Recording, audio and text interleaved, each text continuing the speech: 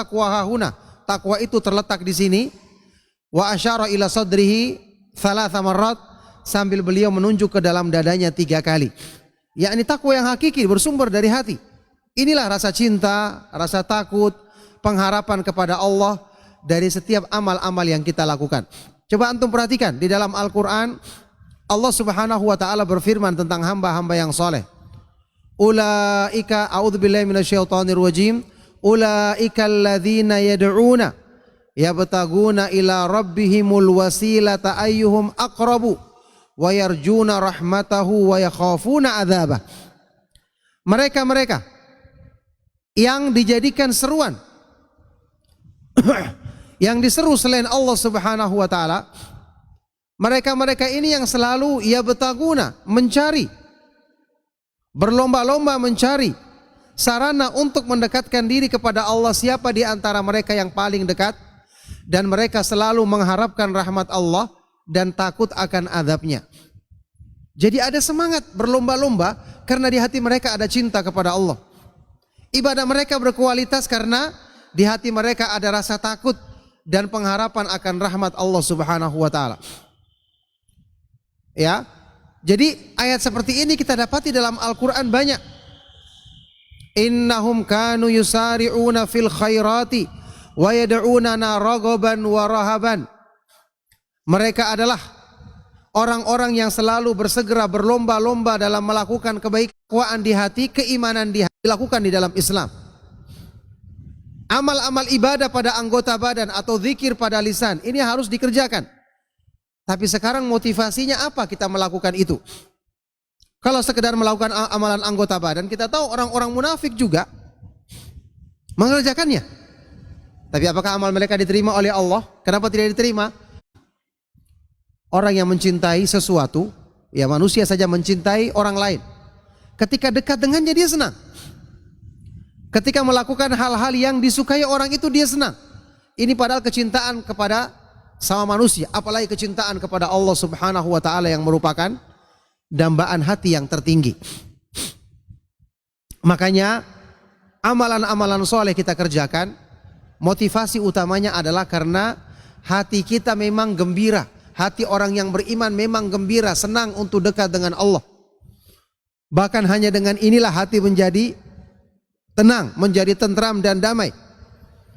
Dan inilah gambaran dari motivasi yang Allah Subhanahu wa ta'ala serukan kepada hamba-hambanya yang beriman. Faman kana yarju liqa'a rabbih falyamal amalan salihan wala yusyrik bi'ibadati rabbih ahada. Maka barang siapa yang mengharapkan perjumpaan dengan Rabbnya. Kenapa dia mengharapkan perjumpaan dengan Allah? Karena dia mengenal Allah dengan sifat-sifat kesempurnaannya. Karena dia mencintai Allah, karena dia selalu ingin dekat dengan kekasihnya. Maka barang siapa yang mengharapkan perjumpaan dengan Rabbnya, hendaknya dia mengamalkan amalan soleh dan dia tidak menyekutukan Allah Subhanahu wa ta'ala dalam beribadah kepadanya dengan sesuatu apapun. Jadi jamaah sekalian rahimakumullah, ketahuilah ya, kualitas ibadah kita, bahkan semangatnya kita beribadah tergantung dari iman di hati kita. Sehingga kalau kita merasakan malas-malasan beribadah, itu tidak perlu kita cari sebabnya. Itu sudah jelas. Ya, karena apa? Iman kita lemah.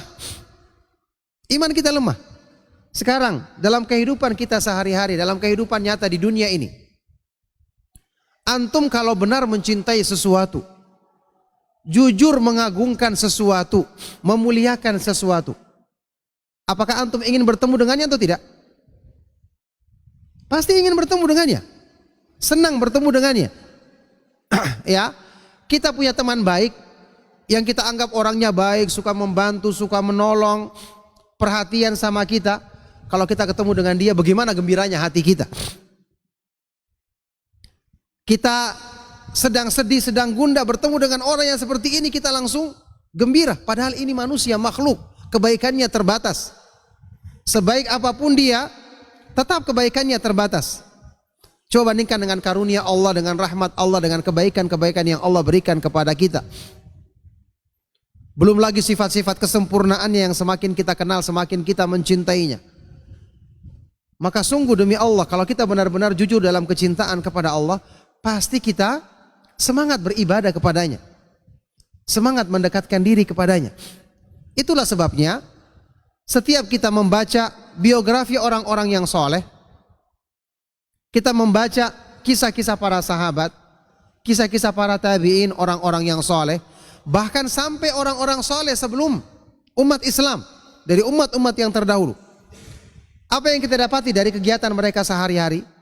Mereka larut dalam ibadah, betah berzikir berjam-jam, betah melaksanakan sholat yang panjang, betah membaca Al-Quran dalam sekali majelis sampai berjuz-juz, betah untuk lisan mereka selalu basah dengan zikrullah, ya, betah untuk kalaupun di luar mereka akan selalu beramar ma'ruf nahi mungkar. Jadi mereka bukanlah orang-orang yang kesukaannya itu berbicara yang sia-sia. Bukanlah mereka itu orang-orang yang kesenangannya itu mengerjakan amal yang tidak ada nilainya, tidak ada ganjaran pahalanya di sisi Allah. Tidak. Karena konsekuensi cinta, ya, barang siapa yang mencintai sesuatu, man ahabba syai'an aktsara min dzikrihi, dia akan selalu menyebut sesuatu itu, akan mengingat sesuatu itu. Pasti. Barang siapa yang mencintai sesuatu, ya, ahabbal qurba ilaihi, akan senang dekat dengan sesuatu itu. Jadi dengan sendirinya, ikhwan dan akhwat fiddin rahimakumullah, sebenarnya kalau perbaikan iman telah kita usahakan, badan itu ngikut. Anggota badan itu akan terarah dengan sendirinya sesuai dengan apa yang dituntut di dalam hati. Sesuai apa yang dituntut di dalam hati. Bahkan ini sudah pernah kita jelaskan, berlaku dalam kehidupan kita sehari-hari. Sesuatu yang kita inginkan, kita cintai di dalam hati kita, apalagi semakin besar dorongan keinginan kita untuk mendapatkannya, pasti kita akan usahakan mati-matian. Kita usahakan mati-matian. Ya, makanya orang itu kalau ingin dibangkitkan motivasinya untuk mengejar sesuatu, iklankan saja, tampilkan yang baik-baik, buat dia tertarik. Pasti orang akan mengejarnya. Lihatlah bagaimana iklan dibiayai dengan biaya yang besar, iya kan? Iklan untuk ditampakkan keindahannya. Padahal iklan banyak bohongnya. Kita tahu. Setelah diiklankan, sudah orang akan beli sendiri produk tersebut, akan berlomba-lomba membelinya, mengeluarkan uang. Subhanallah, ini untuk kehidupan dunia yang penuh dengan palsuan seperti ini, hati kita bisa mencintai sesuatu yang pada hakikatnya sesuatu ini semu. Kalaupun kita butuhkan sementara, bukan hakikat yang menjadikan hati kita tenang dan damai, bukan di situ. Tapi bisa hati kita mengejar seperti itu. Lah bagaimana kalau kita mengenal Allah, yang kebutuhan hati kepadanya adalah kebutuhan yang hakiki. Ketenangan hati yang sesungguhnya hanya dengan mengingat Rabbnya. Ala bidzikrillahi tatmainnul qulub. Ketahuilah dengan mengingat Allah hati manusia akan menjadi tenang. Jadi sungguh jamaah sekalian rahimakumullah, kita punya potensi dalam diri kita. Potensi untuk menjadi orang yang rajin ibadah. Orang yang selalu berzikir kepada Allah. Ya. Seandainya sumber kebaikan ini kita isi dengan sesuatu yang benar. Kita isi dengan sesuatu yang benar, ya. Sampai sering terjadi dalam kehidupan kita, antum punya waktu luang. Misalnya pagi-pagi, duduk sendirian. Ya. Apa yang kita pilih untuk kita lakukan atau kegiatan untuk mengisi waktu luang kita itu? Jawabannya, itu semua kembali oleh apa yang diinginkan di hati kita. Ya, kalau kita adalah penggemar olahraga, kita akan cari berita, baca olahraga. Kalau orang itu adalah penggemar politik, dia akan cari berita tentang politik. Iya kan? Karena dia ingin tahu, bagaimana hasilnya pemilihan presiden kemarin, bagaimana perselisihannya, dia akan baca. Tapi kalau di hatinya dominan kecintaan kepada Allah, kira-kira apa yang dia lakukan? Dia akan berzikir, iya kan? Dia akan sendirinya mencari Al-Quran. Dia tidak akan betah mengisi waktunya dengan sesuatu yang kosong dan sia-sia. Karena konsekuensi cinta di hatinya akan mengajak dia untuk melakukan sebab-sebab yang mendekatkan dia kepada yang dicintainya. Itu sudah pasti. Jadi sebenarnya ibadah itu hakikatnya dalam Islam ya tidak lahir dengan cara dipaksa. Tapi itu adalah keinginan dan kebutuhan hati yang paling besar.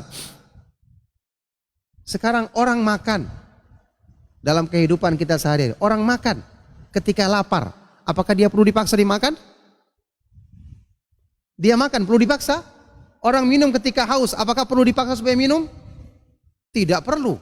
Bahkan antum melarang pun dia akan berusaha mencari minum ketika dia haus atau makan ketika dia lapar. Sekarang gambaran kebutuhan hati terhadap Robnya, terhadap iman, lebih daripada gambaran kebutuhan terhadap makan dan minum. An-nasu yahtajuna ilal ilmi aktsaru min hajatihim ila ta'ami wasyarabi. Itu pernyataan dari siapa? Imam Ahmad bin Hanbal rahimahullah ta'ala. Manusia butuh kepada petunjuk Allah, kepada iman, kepada tauhid, lebih daripada kebutuhan mereka terhadap makan dan minum. Kalau makan dan minum, kita akan cari mati-matian mengerahkan semua yang kita miliki supaya dapat, apalagi waktu lapar.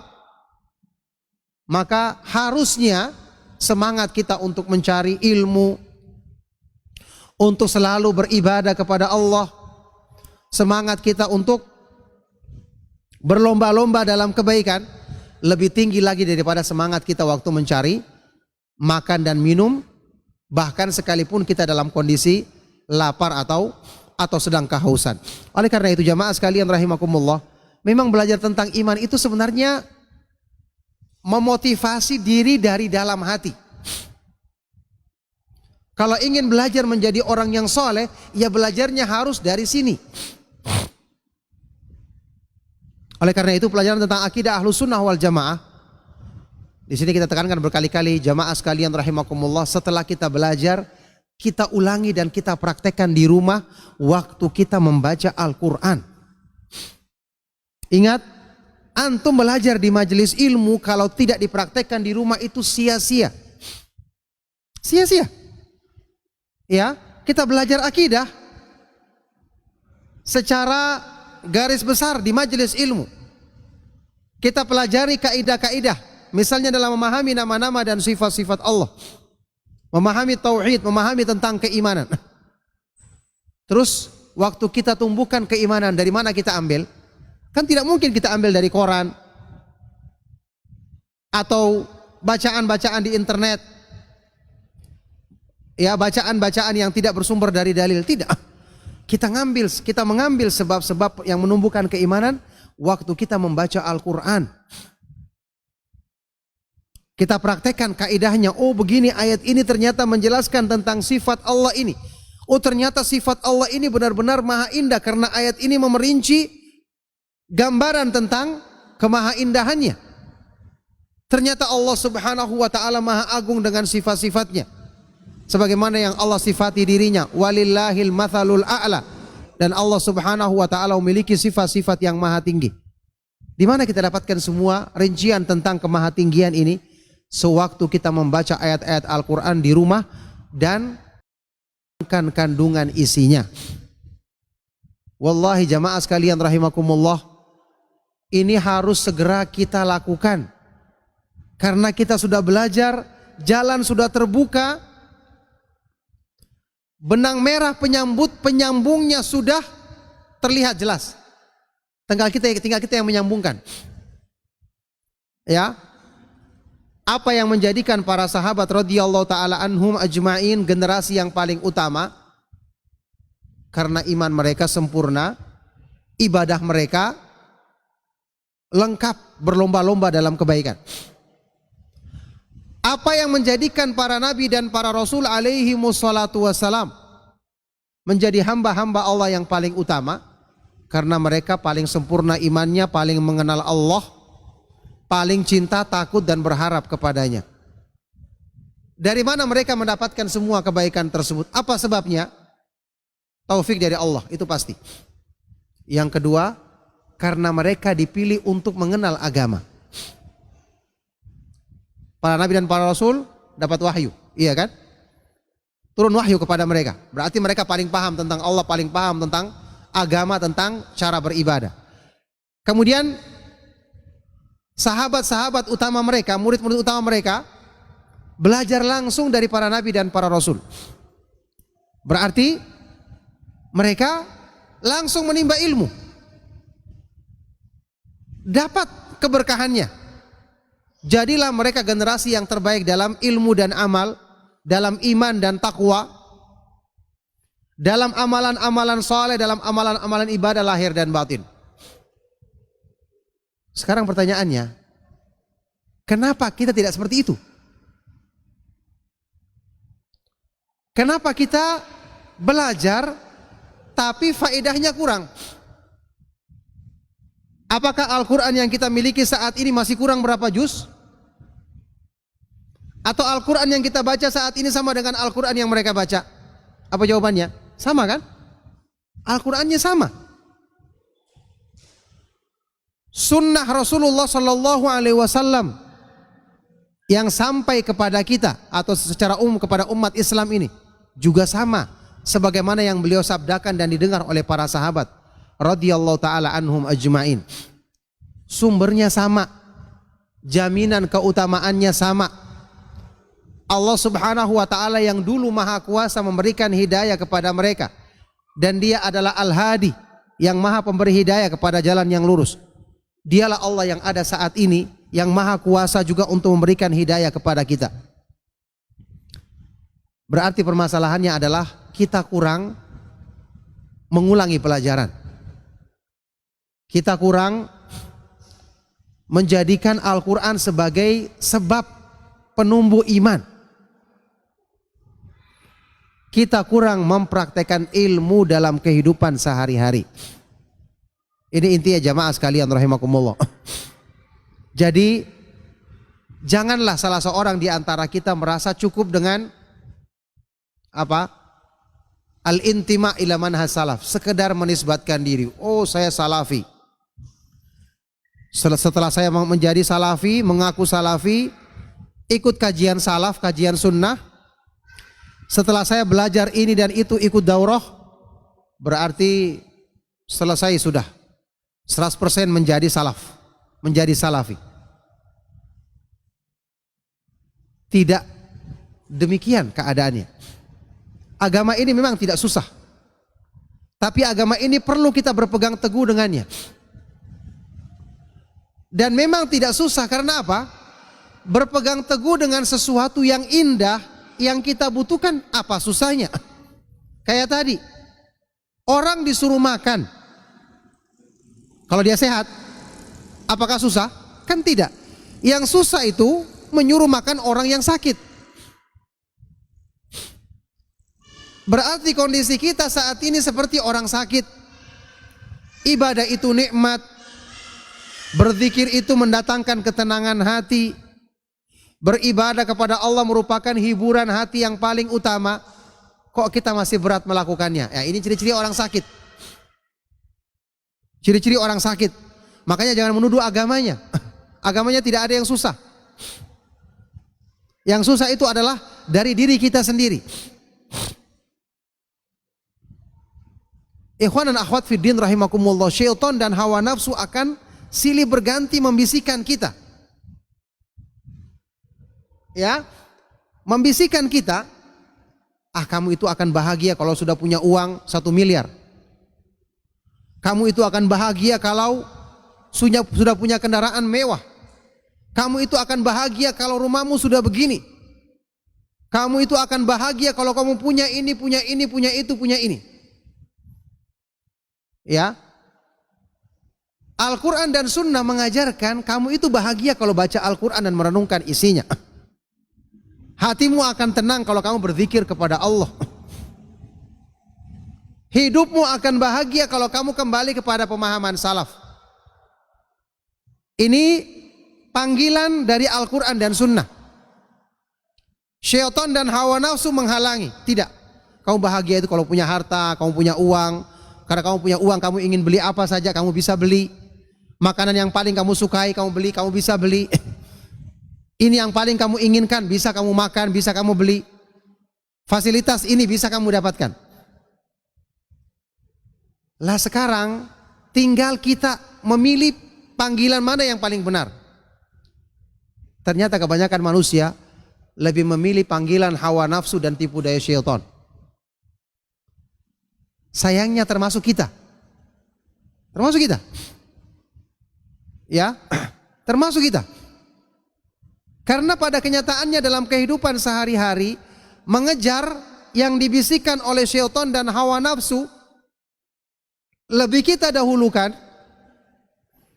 daripada mengejar panggilan iman, panggilan kebahagiaan hati yang utama. Makanya karena ini yang lebih kita kejar, ya sampai sekarang kita tidak bahagia-bahagia juga. Jauh dari kebahagiaan. Ya.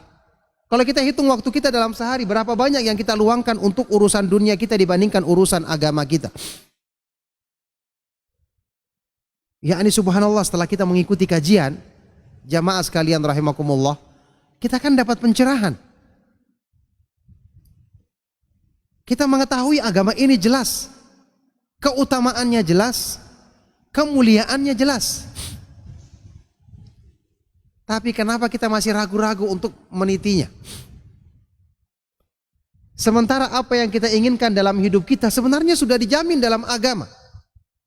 Mau tenang hati, mau bahagia, setiap ada kegundahan, kamu ingin selesaikan, segera melaksanakan sholat. Rasulullah SAW idza hazabahul amru faza'a ila sholat. Kalau mendapatkan satu perkara yang menyusahkan diri beliau, beliau segera melaksanakan sholat. Ini tidak kita praktekkan dalam kehidupan. Padahal coba tanyakan jujur sama diri kita. Ya, kita bekerja, beraktivitas sehari-hari dalam urusan dunia kita. Kita pergi ke sana kemari, mencari duit misalnya, cari uang. Tujuannya untuk apa? Jawaban kita ya untuk memenuhi kebutuhan. Kalau sudah terpenuhi kebutuhan ya kita rasakan senang, kita rasakan tenang, kita rasakan tentram. Sekarang kita tanyakan, setelah antum terpenuhi kebutuhannya, bahkan sisa di tabungan, ada tabungan kita sebagai persiapan, rata-rata bisa kita katakan kebanyakan kita punya uang di tabungan yang insya Allah melebihi kebutuhan satu harinya. Bahkan ada yang melebihi kebutuhan satu bulannya, satu tahunnya mungkin. Makan mungkin bertahun-tahun. Banyak yang memiliki seperti ini. Pertanyaannya sekarang, apakah dia sudah bahagia hidupnya dengan dia punya seperti itu? Jawabannya belum juga. Dia masih mencari juga. Ya, ketika dia sudah merasa uangnya banyak, dia mencari yang lain. Entah kekuasaan, ini sudah banyak, sudah rasakan jenuh sini, dia lagi cari sini, cari lagi permainan lain, cari lagi kesibukan lain, cari lagi kelalaian lain. Apa yang dia cari ini terus menerus, tiba-tiba dia meninggal dunia, ajal menjemputnya, selesai ini sudah menghadap Allah, padahal dia belum siap. Padahal sesuatu yang dicarinya dia sudah pelajari Al-Quran dan Sunnah dengan pemahaman salaf. Inilah kebahagiaan kita yang utama. Kenapa kita tidak coba untuk meniti sesuatu yang jelas-jelas sudah dijamin kebaikannya ini? Ternyata kita lebih percaya dengan bisikan syaitan dan hawa nafsu kita dibandingkan dengan panggilan Al-Quran dan Sunnah. Jamaah sekalian rahimakumullah, ya, hidayah dari Allah kepada kita demikian besar. Sekarang kita bandingkan saja dengan orang di luar, tidak perlu orang di luar di dalam rumah, yang lewat saja. Dibandingkan dengan antum yang duduk sekarang kita belajar akidah Ahlus Sunnah wal Jamaah, kitab kecil ini. Lebih banyak mana? Lebih banyak orang yang lewat. Ya. Kalau kita pandangan dengan pandangan yang keliru, kita merasa sedih. Kenapa kita jumlahnya sedikit, mereka banyak? Tapi kalau kita pandang dengan pandangan benar, kita justru bersyukur, alhamdulillah saya tidak seperti orang yang banyak. Alhamdulillah banyak orang yang sibuk, saya bisa hadir. Saya bisa dengarkan kajian. Saya bisa mengenal akidah, saya bisa belajar agama yang benar. Ya, sampai sejauh ini sudah banyak kebaikan yang bisa kita mulai menapakinya. Tapi sampai di sini kenapa kita tidak lanjutkan? Kita tidak lanjutkan. yakni jamaah sekalian rahimakumullah, antum waktu kita baca tentang para sahabat, bagaimana mereka berhijrah, bagaimana mereka meninggalkan masa lalu mereka yang penuh dengan kejahilan. Setelah mereka kenal agama, kan kita lihat mereka itu benar-benar totalitas, sampai seperti sahabat yang mulia Suhaib ibnu Sinan Abu Yahya radhiyallahu taala anhu, ketika dia berhijrah kan dia meninggalkan semua hartanya supaya dia bisa dilepaskan oleh orang-orang kafir Quraisy, tidak diganggu dalam hijrahnya. Dia tidak peduli, padahal dia kaya raya, hartanya demikian banyak, dilepas, diberikan kepada mereka. Yang penting dia tidak ditahan untuk hijrah. Bayangkan, dia tidak berpikir sampai di Madinah nanti saya makan apa, minum apa, saya hidup bagaimana. Tidak muncul dalam pikiran mereka seperti itu. Karena ini sesuatu yang mereka anggap rendah. Sedangkan kebahagiaan hatinya yang paling dicarinya ini yang di depannya. Sampai kemudian Rasulullah SAW memberikan kabar gembira dalam hadis yang sahih kepada sahabat yang mulia ini ketika berjumpa dengan Rasulullah SAW waktu itu masih di Kuba. Ya, beliau mengatakan, Rasulullah SAW bersabda, Aba Yahya Rabbi hal bai', Aba Yahya Rabbi hal bai', Aba Yahya Rabbi hal bai'. Wahai Abu Yahya, sungguh beruntung perniagaanmu. Wahai Abu Yahya, sungguh beruntung perniagaanmu. Wahai Abu Yahya, sungguh beruntung perniagaanmu. Ini semua adalah gambaran mereka demikian totalitas. Karena mereka mengetahui besarnya nikmat. Karena mereka semangat dalam menempuh jalan hidayah ini, wajar Allah Subhanahu wa taala berikan bagi mereka juga bagian yang besar dari keimanan, bagian yang sempurna dari ketakwaan, bagian yang sempurna dari taufik, dari hidayah Allah Subhanahu wa taala. Oleh karena itu jemaah sekalian rahimakumullah, memang hidayah itu mahal.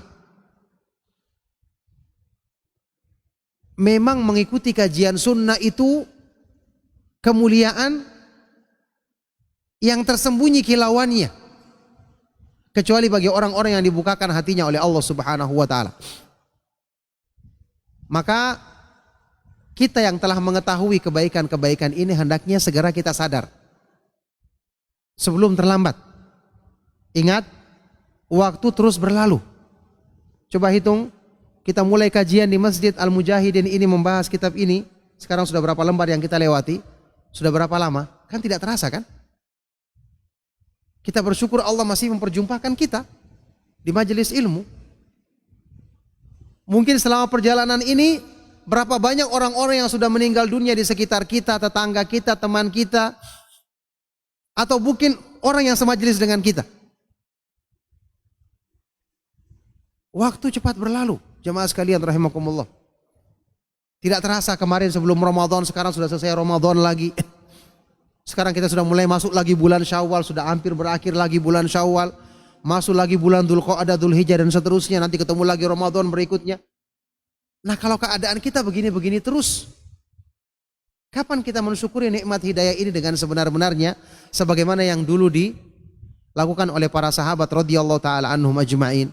Padahal kita mengaku mengikuti jalan dan petunjuk mereka.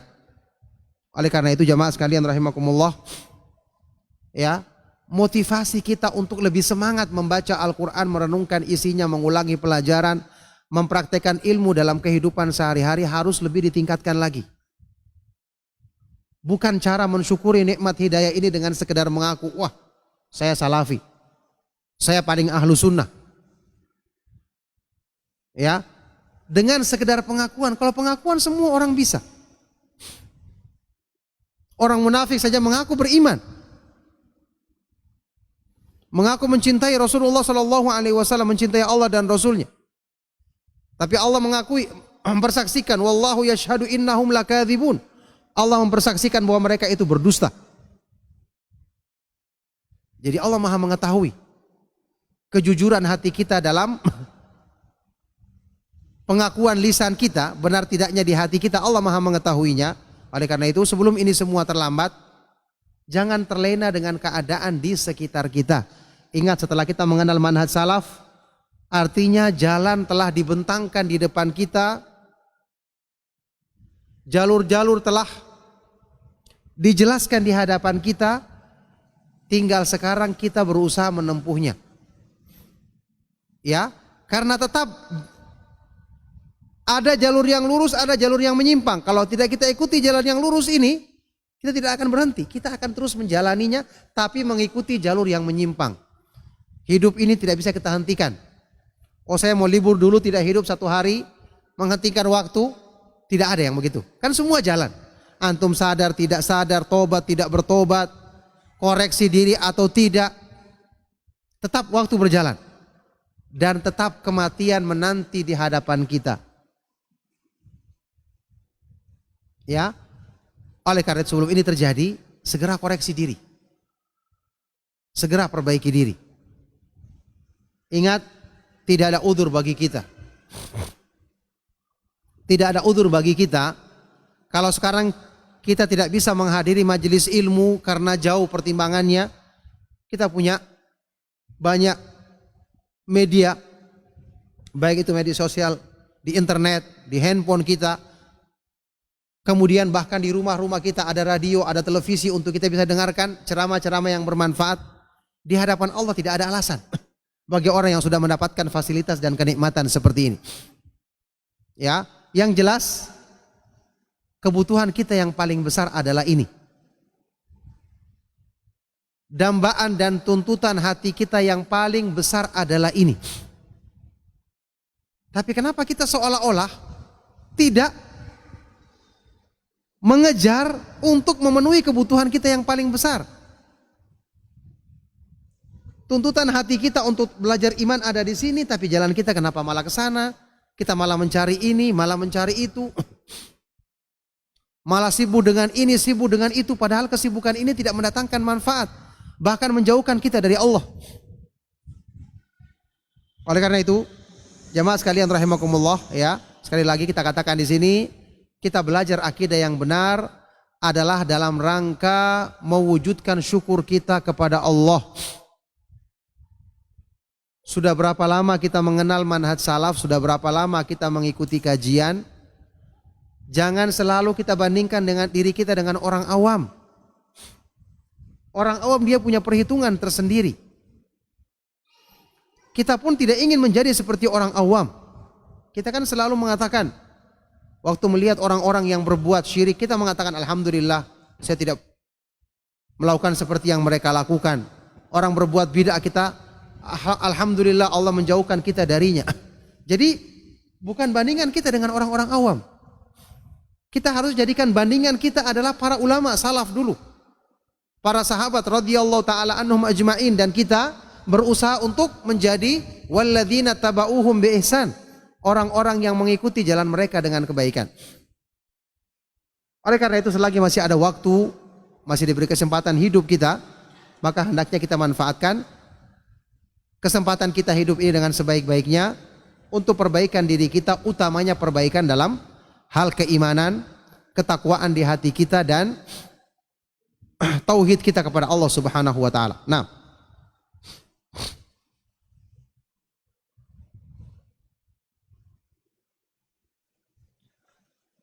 tapi di bagian akhir dari pembahasan tentang kaidah memahami nama-nama dan sifat-sifat Allah di kitab ini, Syekh Ibnu Utsaimin rahimahullah taala berkata, "Wa nu'minu bithubuti kulli ma athbatahu Allahu li nafsihi aw athbatahu lahu rasuluhu sallallahu alaihi wasallam minal asma'i was sifati, walakinnana natabarra'u minal mahdhuraini adhimaini huma at-tamthilu an yakula biqalbihi aw bilisanihi sifatullahi ta'ala kasifatil makhlukin, Wa takyifu an yaqula biqalbihi aw lisanihi kaifiyatu sifatillahi ta'ala kadza wa kadza. Kita beriman. Kita mengimani ya ketetapan semua yang ditetapkan oleh Allah Subhanahu wa taala tentang dirinya, tentang nama-nama dan sifat-sifatnya, atau yang ditetapkan oleh Rasulnya Rasulullah Shallallahu Alaihi Wasallam berupa nama-nama dan sifat-sifat Allah. Jadi kalau ada ayat Al-Quran, ada hadis-hadis yang sahih yang menetapkan sifat-sifat Allah, kita harus mengimaninya, menetapkannya. Akan tapi bersamaan dengan itu kita berlepas diri dari dua perkara buruk, dua hal terlarang yang sangat besar, yaitu at-tamtsil, menyerupakan, dan at-takyif, membagaimanakan.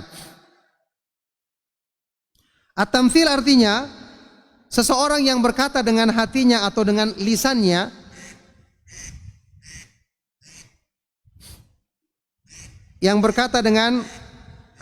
atau dengan lisannya sifat-sifat Allah itu seperti sifat-sifat makhluk. Dia menyamakan sifat Allah dengan sifat makhluk. Ini namanya menyerupakan, tamtsil.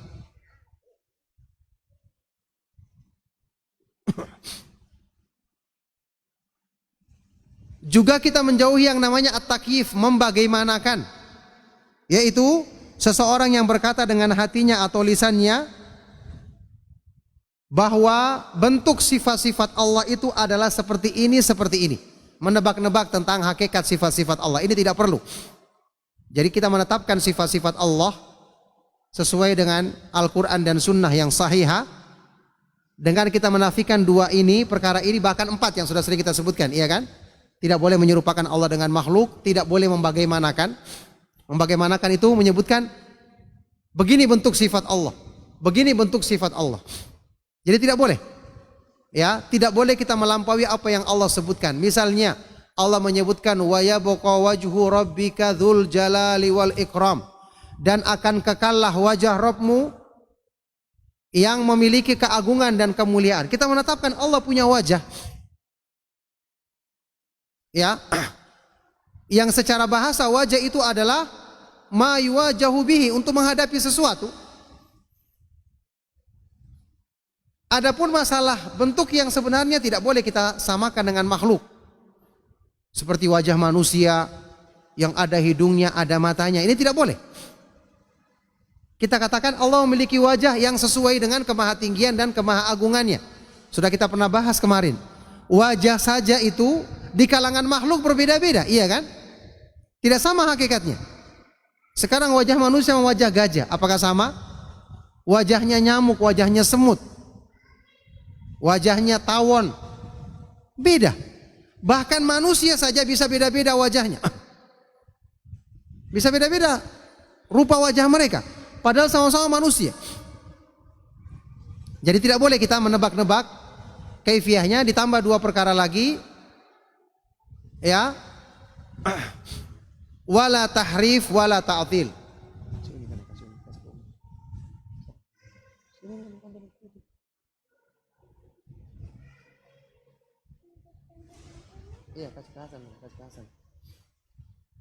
Ya, dan tidak boleh kita menolak ta'til sifat-sifat yang Allah tetapkan bagi dirinya, wala tahrif, dan juga tidak boleh kita menyelewengkan kandungan maknanya.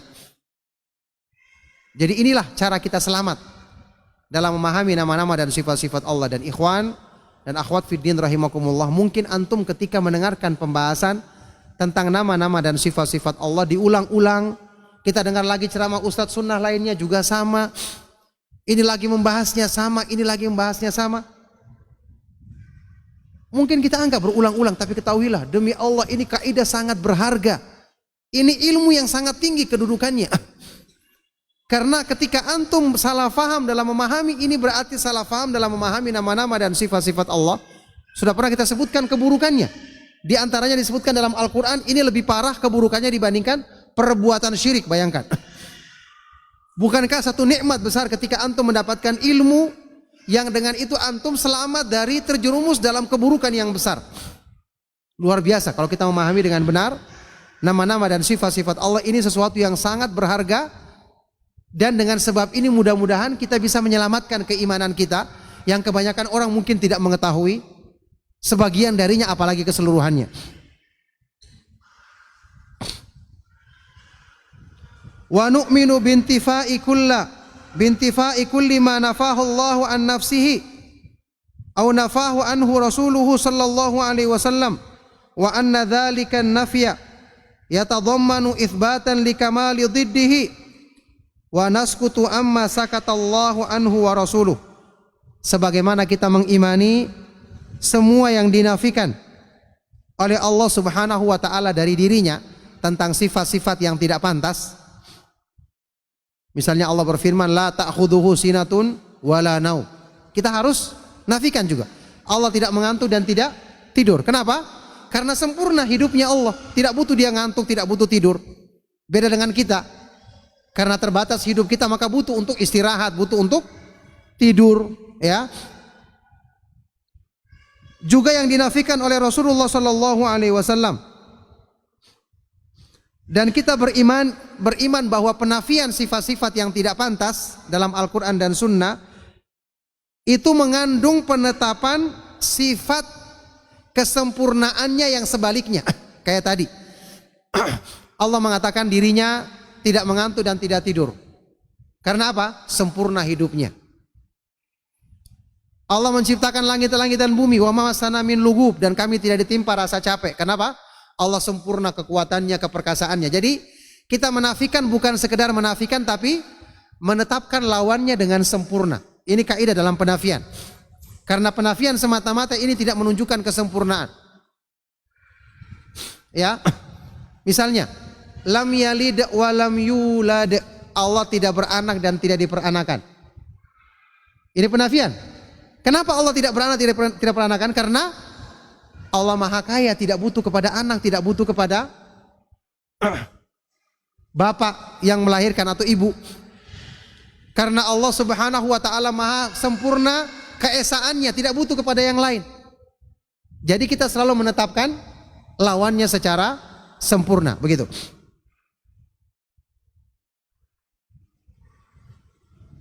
Dan kita diam terhadap perkara yang didiamkan oleh Allah Subhanahu wa taala dan Rasulnya. Ingat, tidak boleh kita menambah. Tidak boleh kita menambah. Allah itu ada. Ya. Kita tetapkan Allah itu ada. Allah memiliki sifat-sifat kesempurnaan. Cukup. Ada sebagian orang yang menyebutkan sifat-sifat Allah dengan dirinci padahal tidak ada dalilnya. Ini salah. Allah itu tidak terdiri dari materi, tidak terdiri dari zat, tidak perlu. Allah itu bukan di luar alam, di dalam alam. Ini semua tidak perlu. Seandainya itu dibutuhkan, pasti Allah akan sebutkan.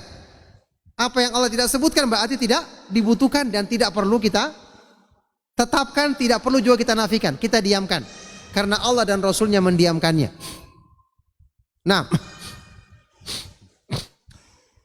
wa naro anna as-sayra ala hadha tariqi fardun la budda minhu, dan kita memandang bahwa berjalan di atas metode pemahaman ini perkara yang wajib yang harus kita lakukan. Wa dzalika li anna ma athbatahu Allahu li nafsihi aw nafahu anha subhanahu fa huwa khabarun akhbarallahu bihi an nafsihi wa huwa subhanahu a'lamu bi nafsihi wa asdaqu qilan wa ahsanu hadisan. Wal ibadu la yuhituna bihi ilma. Karena yang demikian itu karena apa yang Allah tetapkan bagi dirinya atau apa yang Allah nafikan dari dirinya, maka itu adalah berita yang Allah beritakan tentang dirinya, dan kita yakin Allah lebih tahu tentang dirinya, yang paling benar ucapannya, yang paling baik perkataannya. Sedangkan hamba-hamba atau manusia tidak bisa meliputi Allah Subhanahu wa taala dengan ilmu mereka.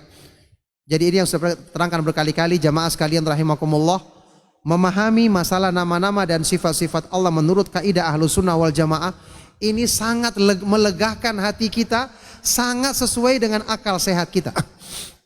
Bayangkan, kita menetapkan apa adanya.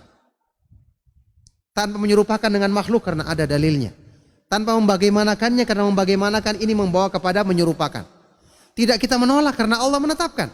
Tidak kita menyelewengkan maknanya karena Allah menurunkan Al-Quran dan Sunnah dalam bahasa Arab. Selesai. Sementara kalau orang yang datang sifat-sifat Allah, ini tidak pantas. Wah, ini tidak masuk akal. Lah bagaimana mungkin dia akan bisa menghadap Allah dengan selamat ketika Allah menanyakan kepada dia, kenapa saya menetapkan kamu menolak? Kenapa saya menurunkan firmanku yang saya jadikan tidak bertentangan dengan akal manusia yang itu adalah ciptaanku? Kenapa kamu mengatakan tidak masuk akal? Mereka-mereka ini nanti akan bertanggung jawab di hadapan Allah akibat kaidah-kaidah rusak yang mereka tetapkan, padahal tidak juga sesuai dengan akal yang sehat. Na'udzubillahi min dzalik. Wa ma athbatahu lahu rasuluhu sallallahu alaihi wasallam aw nafahu anhu fahuwa khabarun akhbara bihi anhu wa huwa a'lamun nasi bi rabbih wa ansahul khalqi wa asdaquhum wa afsahuhum. Sebagaimana apa yang ditetapkan oleh Rasulullah sallallahu alaihi wasallam atau dinafikan dari Allah Subhanahu wa taala dari sifat-sifat yang tidak pantas. Ini adalah berita yang diberitakan oleh Rasulullah sallallahu alaihi wasallam tentang Allah, yang mana kita meyakini Rasulullah sallallahu alaihi wasallam adalah hamba Allah yang paling mengenal, paling mengetahui tentang Rabb-Nya. Yang paling sempurna nasihatnya kepada manusia, paling jujur ucapannya, dan paling fasih, paling baik dalam penyampaiannya. Jadi tidak ada alasan untuk menolak hadis-hadis Rasulullah sallallahu alaihi wasallam karena seperti ini sifatnya.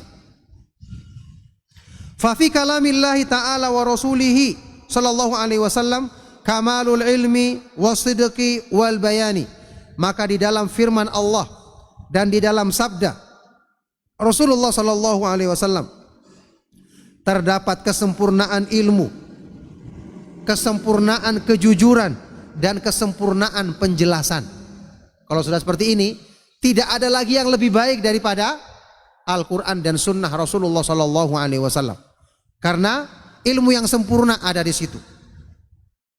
Kejujuran yang paling tinggi ada di situ. Penjelasan yang paling sempurna, penjelasan yang paling baik juga ada di situ. Fala udhra fi raddihi aw taraddudi fi qabulihi, maka tidak ada alasan bagi orang yang menolaknya atau ragu-ragu untuk menerimanya. Oleh karena itu, inilah satu keyakinan yang selalu kita yakini ketika kita mempelajari ayat-ayat Al-Quran dan hadis-hadis Rasulullah sallallahu alaihi wasallam, dan inilah sebabnya orang yang selalu mempelajari Al-Quran dan sunnah Rasulullah sallallahu alaihi wasallam dengan pemahaman yang benar, pasti akidahnya kuat, pemahaman imannya benar, penjelasannya akan sesuai dengan akal sehat, karena Al-Quran dan Sunnah adalah mengandung kesempurnaan ilmu, kejujuran yang paling tinggi, serta penjelasan yang paling baik. Oleh karena itu, ini juga termasuk di antara hal yang menjadikan kita hendaknya selalu merasa cukup dengan penjelasan dari ayat-ayat Al-Quran dan hadis-hadis yang sahih dari Rasulullah sallallahu alaihi wasallam. Nah, selesai sampai di sini insyaallah pembahasan yang nanti akan dilanjutkan di fasal yang berikutnya. Mudah-mudahan apa yang kita kaji di kesempatan kali ini bermanfaat dan menjadi bekal untuk memotivasi kita agar lebih bersemangat mempelajari dan mempraktekkan kaidah-kaidah Ahlus Sunnah wal Jamaah dalam memahami akidah yang benar, untuk kita praktekkan sewaktu kita membaca ayat-ayat Al-Quran atau membaca hadis-hadis Rasulullah sallallahu alaihi wasallam. Baik, silakan kalau ada pertanyaan sebelum kita akhiri kajian kita. Barakallahu fikum.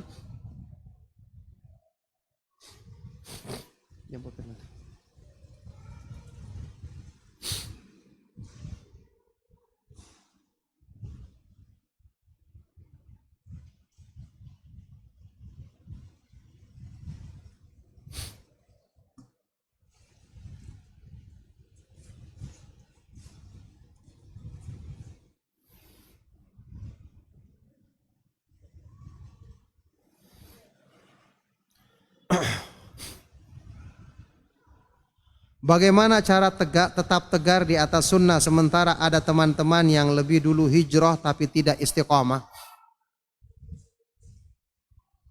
Berdoa kepada Allah dan lakukan sebab-sebab yang tadi kita katakan. Setelah belajar, praktekan. Ulangi pelajaran dan praktekan di rumah. Kalau antum menyadari ada teman-teman yang sudah lama ngaji tapi tidak istiqamah, berarti antum berlindung kepada Allah.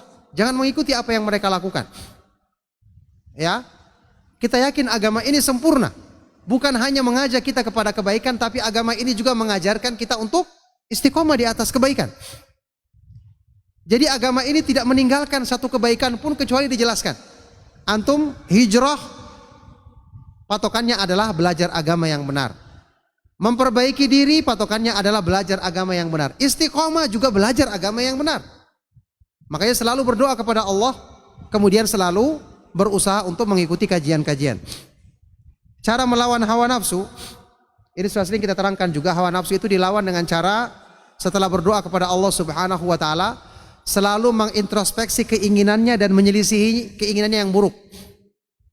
Selalu kita melawan keinginannya yang buruk dengan cara kita yang meyakinkan hawa nafsu kita untuk mengikuti petunjuk Al-Qur'an dan Sunnah dengan pemahaman para sahabat radhiyallahu taala anhum ajma'in.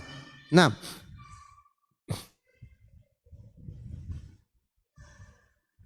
bagaimana sikap kita saat ada ustadz yang berkata bahwa ada surah musik? Kita katakan bahwa ini adalah surah ciptaannya sendiri. Ya, ini jelas pemahaman yang sangat jauh dari kebenaran. Bagaimana mungkin ada surah musik sementara Al-Quran dan Sunnah tegas-tegas mengharamkan musik? Rasulullah SAW dalam Sahih Bukhari bersabda, la yakunanna min ummati aqwamun yastahilluna al-hira wal harira wal khamra wal ma'azif. Akan muncul nanti orang-orang dari umatku yang mereka menghalalkan al-hira, yakni perbuatan zina, wal iyadu billah, wal harir, sutrah bagi laki-laki, menghalalkan khamr dan alat-alat musik. Jadi ini digandengkan seperti minum khamr, berzina, yang ini jelas haram, digandengkan. Nanti akan ada orang yang menghalalkannya. Ini tidak heran. Rasulullah SAW telah mengisyaratkan tentang keberadaan mereka ini nanti di akhir zaman. Naudzubillah min dzalik. Baik, insyaallah cukup sampai di sini kajian kita. Mudah-mudahan bermanfaat. Mohon maaf atas segala kesalahan dan kekurangan. Kita akhiri sallallahu wasallam wa barak ala nabiyina Muhammadin wa ala alihi wa sahbihi wa man tabi'ahum bi ihsanin ila yaumiddin walhamdulillahi rabbil alamin. Subhanakallahumma wa bihamdika asyhadu an la ilaha illa anta astaghfiruka wa atubu ilaik. Wassalamualaikum warahmatullahi wabarakatuh.